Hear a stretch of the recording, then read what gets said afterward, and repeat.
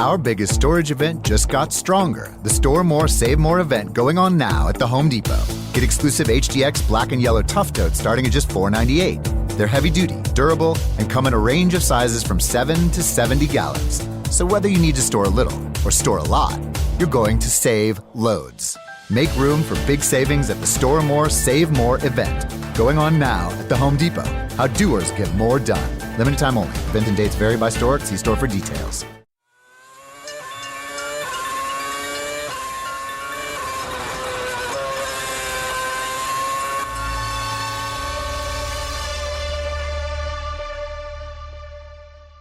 Happy Diwali and a very, very happy New Year to all our listeners around the world.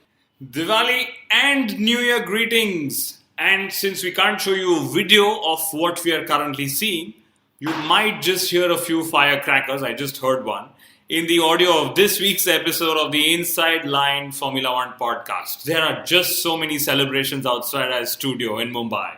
Formula One actually needs a new year and new season's greetings, given that the excitement of this year is what? All but over? So much so that when we sat down to write the notes for this episode, we had the same old topics to talk about. Red Bull's search for an engine, McLaren's search for pace in the Honda engine, and same old, you know? You know, this is exactly why we are not going to talk about any of that, or well, just yet. I'd really love to speak about Max Verstappen, the one driver who has defied conventional logic this season. He's brought fresh breath, fresh approach, and even fresh energy to an otherwise boring sport of Formula One. And not to forget, extremely interesting and controversial topics for us to discuss as well. I am most intrigued to know which his next team will be. Actually, I'm intrigued to know when his next move will happen. Kunal, the reason I love Max Verstappen is because in this modern world of Formula One, he's brought the focus back to something so simple, but something we don't often talk about. The racing. Interesting point. And he's not only of interest to the top teams. Netherlands is also keen to encash on his popularity and speed. And they are now talking of hosting a Formula One Grand Prix in the coming future. We might just soon have a Dutch Grand Prix. But, talking of teams, if I were Ferrari, I would have signed Max to replace Kimi in 2016. But then again, Ferrari are known to retain their drivers long past their due date. Well, honestly, I would love to see Mercedes sign on Max in place of Nico Rosberg. Could be a highly unpopular decision, but hey, why not? Yes, why not? I would love to see, how Lewis Hamilton reacts to a younger and possibly quicker teammate. I know where you're going. And frankly, for Mercedes-Benz, the parent company, and since I am into the business of sport, it would be a dream to sign on a 17-year-old racer, as they are out to woo a younger car-buying audience globally. That was actually the reason why they let go of Michael Schumacher as well. But I don't see a Mercedes deal happening anytime soon because Max snubbed their offer a few seasons ago when he chose Red Bull. Ouch. Well, Max has proven that Formula One is as much a 17-year-old sport as Bernie thinks it is for a 70-year-old. I wonder if he owns a Rolex. And while we are trying to chart out Max's future, we actually have a slew of Formula One drivers, including Lewis Hamilton, discuss their retirement plans. To start with, 2016 could well be Massa, Raikkonen, and even Button's last season in Formula One. Okay, so we have to talk about Kimi Raikkonen first, obviously. Well, Kimi says he isn't affected by all the criticism of late. That's very strange if you ask me. I can't recollect when appreciation actually came his way this season. Ouch.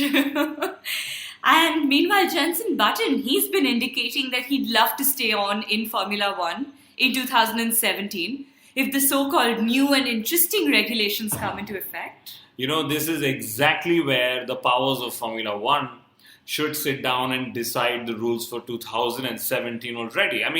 I wouldn't want to lose a damn good driver like Button. Results already say that he's a very good ambassador for the sport. But this is Formula One and it takes really long time to take decisions. And much like we've been surprised by Massa's pace this season, Valtteri Bottas, he's expressed surprise as well. Of course he would, because he's been beaten fair and square on more than a few occasions. And if Massa continues to do so, Bottas' share value will only drop in the coming seasons. The way I see it, it's like a has-been in Formula 1 is matching and beating the could-be. And that, to me, is always fascinating. I loved Ferrari's retirement party for Massa. Kunal, do you remember?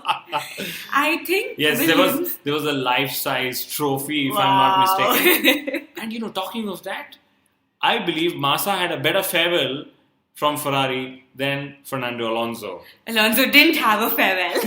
We won't talk about that. But if Williams has to come even remotely close to putting up that kind of show, they'll have to start planning now. And of course, there's possibility that we will see Lewis Hamilton retire in about 7 years with, I guess, some 10 World Championship titles to his name. That's how and what Hamilton and his fans would think, at least. Should that happen, Hamilton would have beaten Vettel and, more importantly, Schumacher's record of 7 world titles. I'm sure that's a record he's eyeing secretly, even though he's going about bad-mouthing the Germans' unparalleled racing achievement. I know. What was that all about? It was so disrespectful. Now that's a controversial question, and given that Hamilton's been, courting controversy of late, I would somewhat agree so. He even went along to say that Mercedes are trying to keep Nico Rosberg happy, and that's why he lost to Rosberg in Mexico. But the best comment for me on this Hamilton comment episode was Jensen Button's.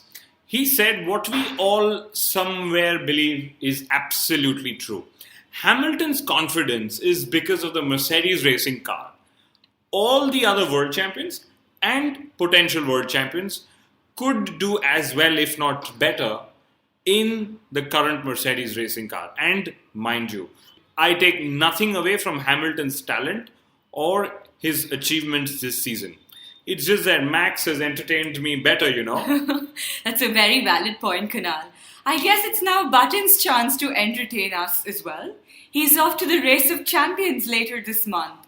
Finally, he might get the chance to win something this season. I love the Race of Champions format. It's indoors, in a stadium, it pitches world-class drivers in equal machinery.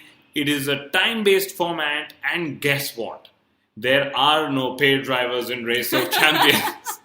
Sounds like fun, So much fun. I would love to see Fernando Alonso and maybe even Lewis Hamilton participate in the Race of Champions.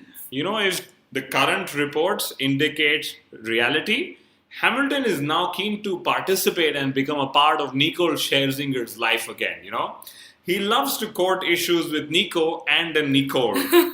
Maybe he's just realized that she's damn good for his music career. But there's one person for whom the Wolf surname didn't do much in Formula 1. I'm talking of Susie Wolf, and guess what? She's retiring. Kunal, I wonder, was the issue gender or speed? I would say speed and then gender, possibly. She's competitive, but not at the sharp end of the grid. For a lot of people, they didn't know who she was till she came into Formula 1, and you could check out her results on Wikipedia as well. And to be honest, had her performances been like Stoffel Vandoorne's, she could have probably expected a call-up to become a Grand Prix driver herself. The latest news is that Vandoorne's out to replace Kevin Magnussen in a car that has no engine. I still can't believe that's what Alonso told the King of Spain a few weeks ago. Yes. The silver lining in McLaren's dark cloud is Alonso's humor. I almost never imagined him to have one. On this issue of engines, how can we not talk about Red Bull and their unsatisfactory and yet relentless search for engines for 2016? Since you talk of search, I'm going to crack a really good joke here. Red Bull need to search for an engine on Google. Okay. That doesn't seem to impress you much, but That could well be the only way. no, there is another way that is being rumored. Red Bull might use an unbranded Renault combustion engine along with an energy recovery system of their own. Now, to put it in one word, that's ballsy. Okay.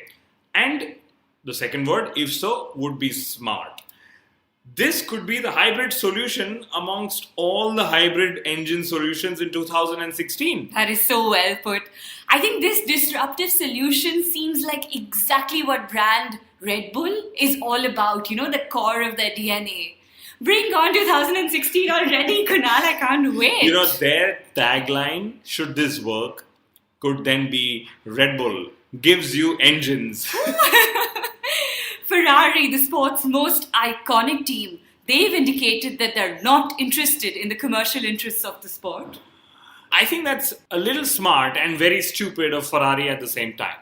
Smart because that's not their core business. They're in the business of manufacturing and selling some really beautiful road cars and not in managing commercial rights of a sports league. But from how I see it, if there's one person who's cracked the Formula One business, it is Bernie Ecclestone, the sport's current commercial rights holder. He's made his billions as the teams have invested and lost their millions all these years. Absolutely. Finally, as we near the end of our 38th episode this season, wow, that's a lot of episodes, let's talk about Brazil.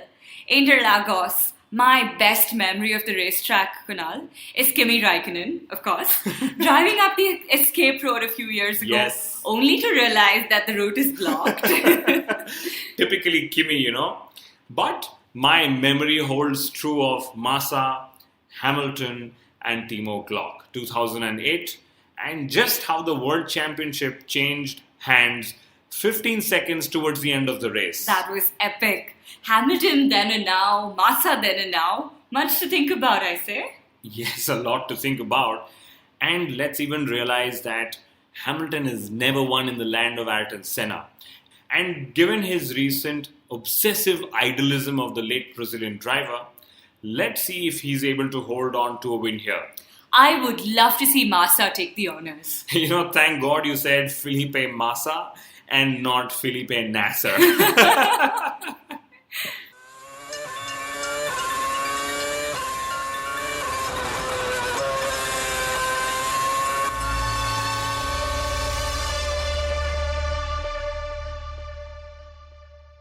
I'm Annie Apple, and I'm here to invite you to come and listen to my new podcast series, Raising a Pro. It's the most intimate sports-related conversations you will hear. Each week, we explore the journeys of some of your favorite NFL players through the eyes of those that know them best. From Joe Burrow, DeAndre Hopkins, Myles Garrett, Ezekiel Elliott, Nick and Joey Bosa, just to name a few. With exclusive insights and information, we leave no stone unturned. Subscribe now to Raising a Pro on your favorite podcast app.